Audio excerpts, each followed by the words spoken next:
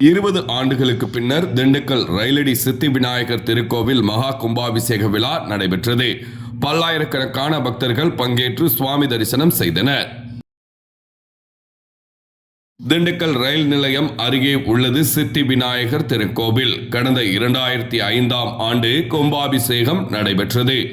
20 ஆண்டுகளுக்கு பின்னர் கோவில் கும்பாபிஷேகம் நடத்துவது என முடிவு செய்து கோவில் மற்றும் கோபுரம் திருப்பணிகள் நிறைவு பெற்றதை அடுத்து கும்பாபிஷேக விழா நடைபெற்றது.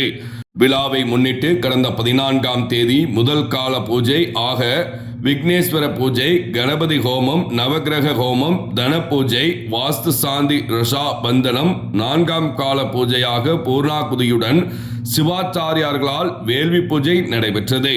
தொடர்ந்து கடம் புறப்பாடு கோவில் முழுவதும் வலம் வந்து கோபுர கலசங்களில் சென்றடைந்தது. புனித நீர் அடங்கிய கலசங்களில் ஊற்றிய கும்பாபிஷேகம் நடைபெற்றது.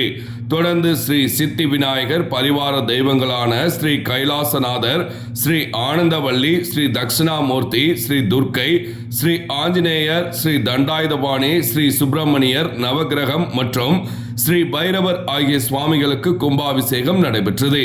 அதனைத் தொடர்ந்து தீபாராதனை காண்பிக்கப்பட்டது. திண்டுக்கல், மதுரை, கோயம்புத்தூர் உள்ளிட்ட பல்வேறு பகுதிகளில் இருந்து பல்லாயிரக்கணக்கான பக்தர்கள் கோவிலில் சுவாமி தரிசனம் செய்தனர். அனைவருக்கும் அன்னதானம் வழங்கப்பட்டது. திங்கட்கிழமை மதியம் 12 மணி அளவில் கிடைக்கப்பெற்ற தகவல்.